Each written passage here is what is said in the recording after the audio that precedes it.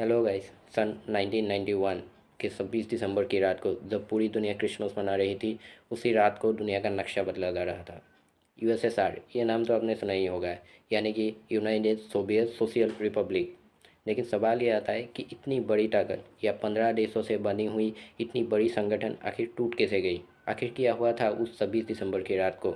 आइए जानते हैं 1922 से लेकर 1991 के बीच की इस लंबी इतिहास को कुछ मिनटों के इस वीडियो में।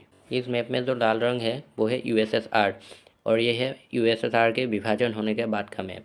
तो यूएसएसआर के टूटने से पहले सबसे पहले समझते हैं कि यूएसएसआर आखिर बना कैसे। दरअसल 1917 में जब पहला वर्ल्ड वॉर ख़त्म हुआ, उसके बाद ही रसिया के साथ साथ 15 देशों ने एक होने का फैसला किया, और ये फैसला लिया गया सिर्फ कम्युनिज्म के चलते। कम्युनिज्म का एक छोटा सा मतलब निकलता है कि देश के हर एक नागरिक को समान अधिकार मिले और समान फ्रीडम मिले। अब यूएसएसआर के बनने के साथ ही यूएसएसआर के टूटने की शुरुआत भी हो चुकी थी। उन 15 देशों में भले ही अपने लॉ एंड रेगुलेशंस थे, लेकिन उनकी इकोनॉमिकल पावर सिर्फ एक इंसान के पास थी, और वो था यूएसएसआर का पहला नेता। और यूएसएसआर का पहला सत्ता संभाला था व्लादिमीर लेनिन ने।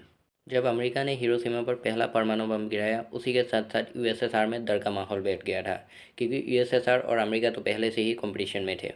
तो यूएसएसआर ने जो पहले पैसे स्पेस मिशन में लगाए थे, वो सारा का सारा पैसा उन्होंने लगा दिया अपनी सेफ्टी के ऊपर, यानी कि परमाणु बम, न्यूक्लियर मिसाइल ये सब बनाने में, जिसकी वजह से उनकी इकोनॉमिकल कंडीशन बहुत ही ज़्यादा नीचे गिर गई। और जबकि यूएसएसआर के हाथ में ही उन 15 देशों की इकोनॉमिकल पावर थी, तो उन 15 देशों की इकोनॉमिकल पावर भी बहुत ही ज़्यादा नीचे गिरने लगी। अब यूएसएसआर का तख्ता संभाला था स्टालिन ने, और स्टालिन को कंपेयर किया गया दूसरे हिटलर से। जब पावर स्टालिन के हाथ में था तो उसने अपने ही लोगों को मारना शुरू कर दिया था। अगर कोई उसकी बात ना मानता तो उसे मार दिया जाता। स्टालिन ने अपने ही ज़मीन पे अपने ही लोगों का इतना खून बहाया था, उतना तो खून हिटलर ने भी नहीं बहाया था। और इन्हीं सब के बाद शुरू हुआ यूएसएसआर और अफगानिस्तान के बीच में एक वॉर, जिसमें यूएसएसआर हार गई, जिसकी वजह से जो 15 देश थे वो बहुत ही ज़्यादा पैनिक हो गए कि यूएसएसआर नाम की इतनी बड़ी ताकत अफगानिस्तान से हार गई। इसी वॉर के बाद यूएसएसआर के तीसरे नेता बने मिखाइल गोरब, और उन्होंने यूएसएसआर का तख्ता संभाला। जब पावर मिखाइल गोरब के पास थी तो मिखाइल गोरब ने कुछ नए रूल्स की शुरुआत की। सबसे पहला रूल तो यही था कि फ्रीडम ऑफ स्पीच, जिसमें लोगों को और मीडिया को सरकार के बारे में खुलकर बात करने की इजाज़त थी। और इसके बाद लोगों ने अपने अंदर दबे हुए गुस्से और विद्रोह को सामने लाया, और सरकार को ये कहा कि यूएसएसआर पहले जो ताकत थी अब वो नहीं रही। और इन्हीं सब बातों से मिखाइल गोरब की कमेटी काफ़ी ज़्यादा डर गई, और उन्होंने इन रूल्स को ख़त्म करने के बारे में सोचा। तो एक बार जब मिखाइल गोरब छुट्टी पे गए थे, तो उनकी कमेटी ने ये कहा कि मिखाइल गोरब की तबीयत अब बहुत ज़्यादा ख़राब है, और अब यूएसएसआर को एक नए नेता की ज़रूरत है।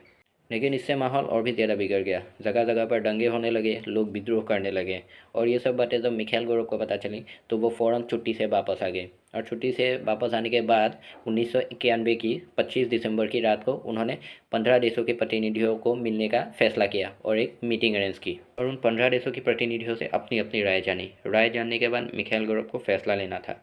सबकी हित के लिए फैसला लेते हुए उन्होंने 25 दिसंबर की रात को ही इस्तीफ़ा ले लिया, और 1991 के 26 दिसंबर की रात को पूरा का पूरा यूएसएसआर विभाजन हो गया। 15 के 15 देश अलग अलग रास्ते चले गए, और इसी के साथ यूएसएसआर की कहानी भी ख़त्म हो गई। अगर कंटेंट पसंद आया तो ऐसे ही कंटेंट के लिए चैनल को सब्सक्राइब कर लीजिएगा।